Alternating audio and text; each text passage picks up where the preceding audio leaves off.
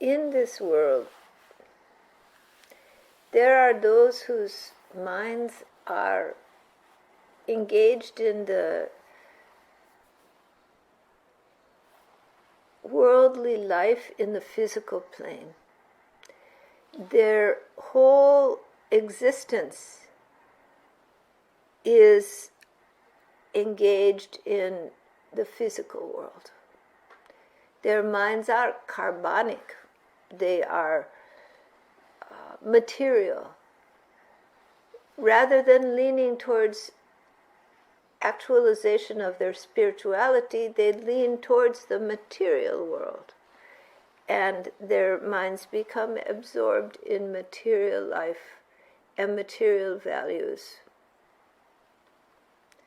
Such people crudify their mind by associating it so strongly with the pleasures of the world. In the opposite camp, there are those people who, due to past understanding and realization, are drawn, their mental faculty is drawn towards the spiritual and towards the higher frequency of existence. And though they live in the material world, their mental faculty is drawn to this spiritual realms, to higher frequencies. And for those souls who have deeply dedicated themselves, have deep, deep, total yearning to realize the great, their own vital psychic force gets merged into the cosmic psychic force. Their mind becomes melded into the cosmic mind. Their physical frequency actually changes. As one goes towards the spiritual, the frequency of the physical body alters in order to accommodate the change in frequency in the mental sphere towards the spiritual sphere. So rather than the mind becoming carbonic, the mind becomes subtle, sentient. Life force is stronger, and the body reflects this, as the body is in fact the outermost layer of the mind. So the body alters in frequency as the mind alters in frequency. And for those whose passion and heart is completely given to the God within, to the divine force, to the spiritual realm, the frequency of the mind and body changes and aligns with the spiritual realm, so that the access within the mind to subtle dimensions or locus becomes available. The subtle realms of mind, the intuitive realms, and the cosmic realms of mind become accessible and known to the conscious mind, so that the Vijnanamaya kosha, the knowledge body, the knowledge of past, present, and future, comes to exist within the sphere of knowing. And the Hiranyamaya kosha, or Anandamaya kosha, becomes accessible to the conscious mind. And the person feels they are melded into the pure light of divine being, into the bliss of knowing, into the bliss of love. For knowing and love become available. True love, deep love, the unity of all being, the life force, the vitality. And so the person's energy field becomes filled with this life force and this vitality. The frequency of the physical body actually alters and becomes of a higher frequency. Things that would appeal to the body when the frequency was lower no longer appeal.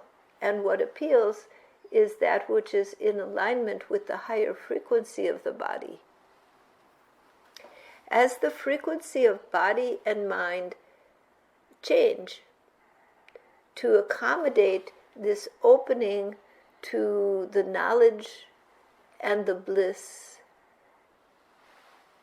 and to the Atman, the soul, and ultimately the Paramatma, the cosmic soul, the cosmic consciousness, the cosmic awareness.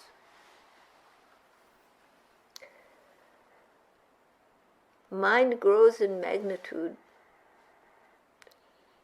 subtlety comes. Therefore, those beings who have realized these subtle states of being and whose actual frequency in terms of their mental function and their physical bodies has altered, people around them feel that alteration and they're drawn to them, to the bliss of that alteration. So the great gurus, the great spiritual saints and sages of the past have had this type of alteration in their psychophysical existence to incorporate the subtle realms of spiritual existence. And the cosmic consciousness, the cosmic mind, becomes aligned, is able to pour through this higher frequency vehicle. And so in such beings who have established themselves in this, there is no difference between their physical existence and their spiritual existence. All changes in frequency. And many times a sweet smell is there around these masters. But what is a certainty? There is bliss because people feel the higher frequency and therefore they feel the bliss. It affects their own koshas in their mind, and they're drawn to the subtler realms. But more importantly, it not only affects the particular individual who will come physically close to them, because the physical universe is altered around such a form.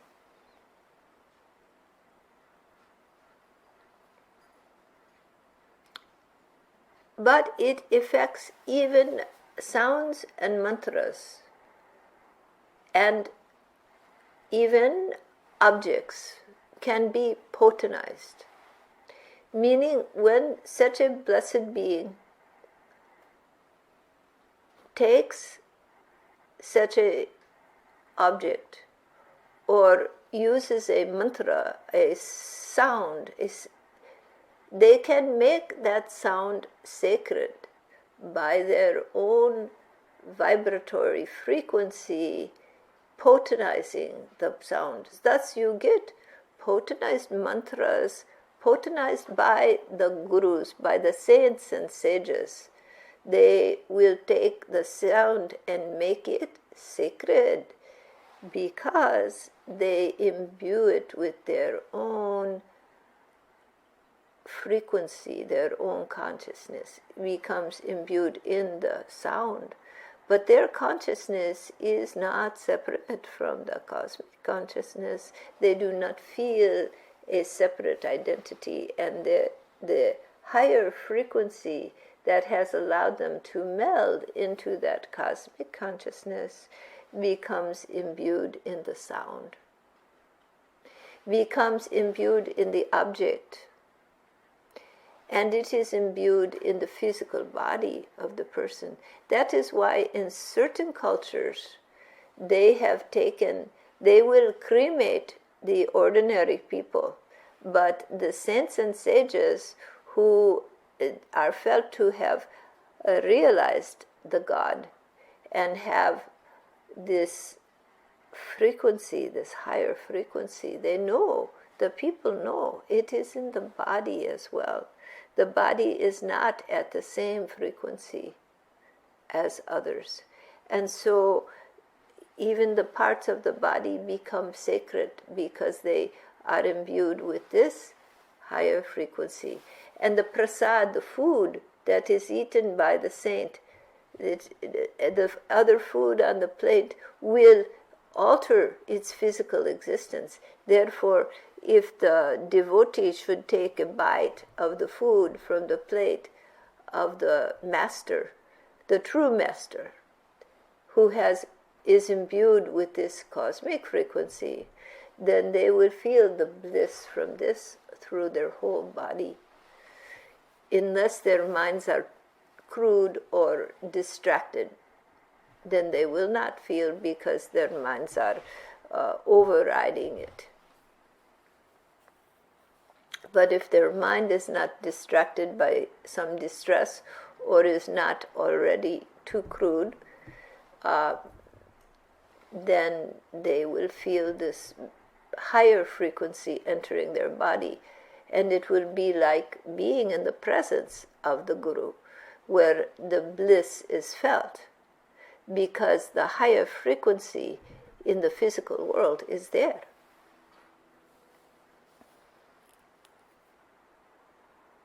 Because there is that alteration in the physical world to accommodate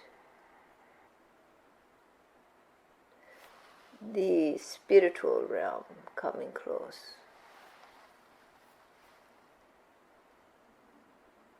There is a great feeling of bliss, of love,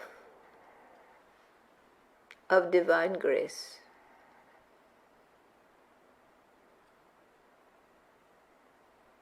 And blessings come to all.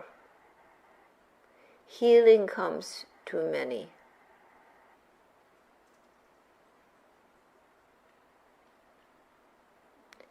Because the cosmic presence is there.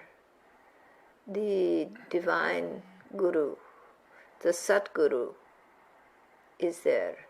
There is only one true Guru, and his name is not this or that or this, or he or she. The one true Guru is the infinite Brahma, the cosmic self of all. That one is the true master. And when a soul ascends, there is a surrender of all individual desires and karma to that great love, that infinite existence, that is the true Sadguru. And the Sadguru, when that surrender is complete, can take manifestation in form. And thus the great masters have walked the earth, being embodiments of the Sadguru. Not only in India and in Indian or Tibetan traditions, but in the traditions of all peoples around the world. The great saints of Europe, many whom have to one degree or another realized and manifested this great consciousness and shown miracles to people so that the people can believe and understand there is something great in this world. There is something more than this physical life. There is something divine. It has also manifested in the cultures of many, many peoples. In the American Indians, in the indigenous peoples of the world. Each culture has their own way, their own tradition, their own way of finding that greatness, their own way of understanding the embodiment, their own way of keeping sacred that which is sacred, opening the doors between different planes of existence, different dimensions, different beings.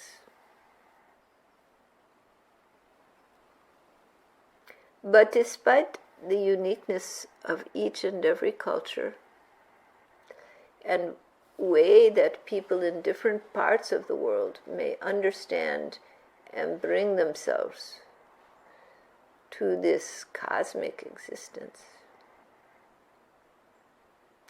bring their hearts open in love,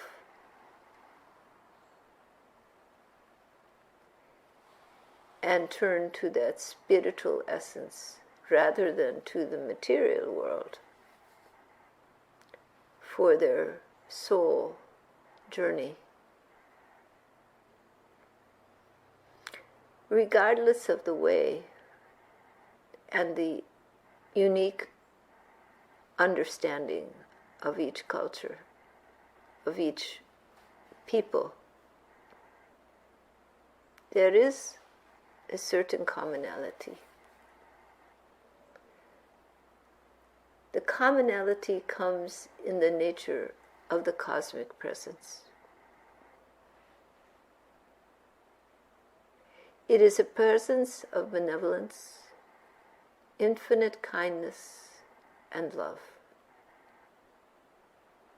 It is a presence of vast knowledge, knowledge of past, present, and future.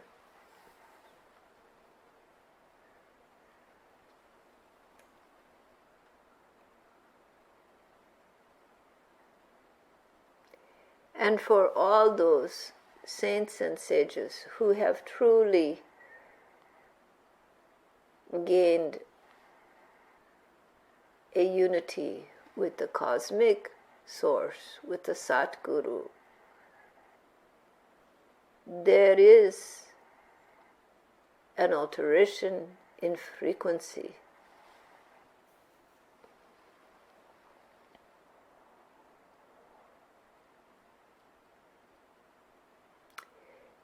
Be they shamans, be they priests, be they ordinary villagers, be they yogis,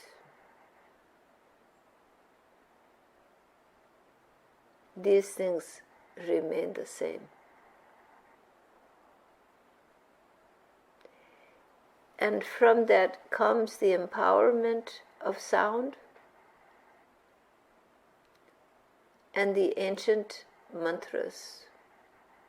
From that comes the empowerment of objects and the sacred objects. But depending upon the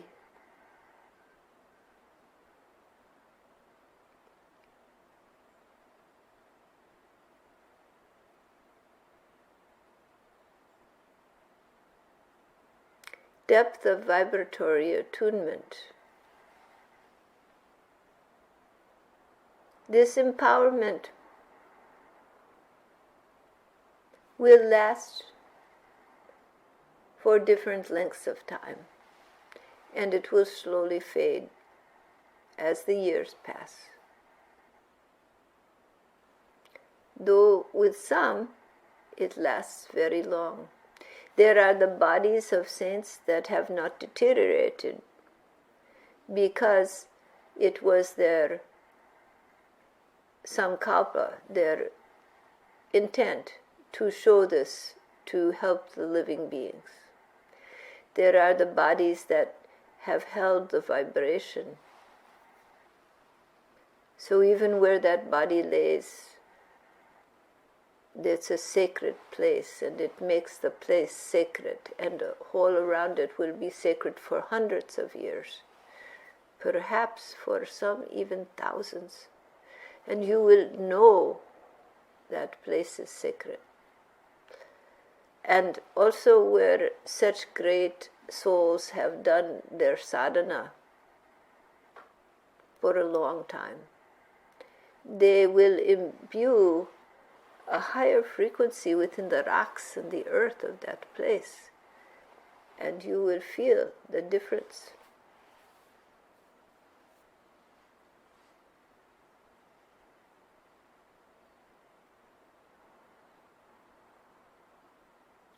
It has even come to pass in some cultures that great souls have taken forms other than human. They have indeed taken forms as rocks.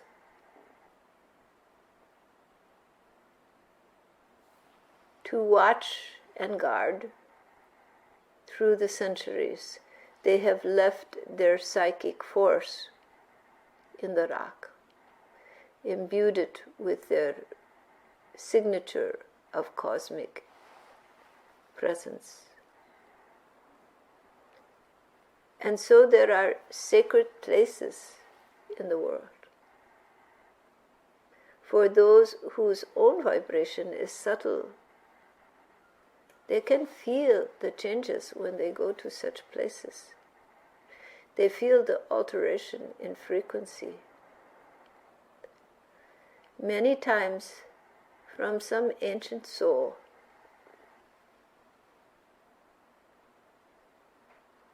who imbued it with their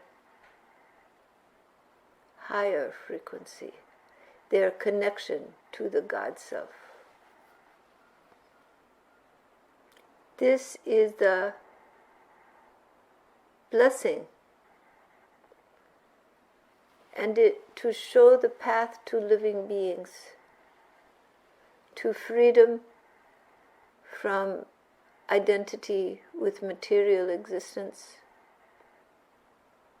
and knowledge of their own unbound, free, infinite nature that lies in the love that is the substance, the awareness, the consciousness of all that is.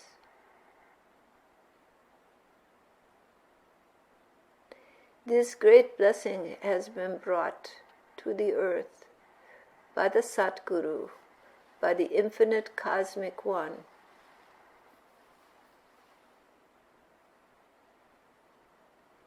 whose great compassion and love for all living beings has sheltered not only this world, but all worlds and all beings of all forms. And as they grow in awareness, in knowledge, in frequency change, all beings come to that farther shore, that home of homes,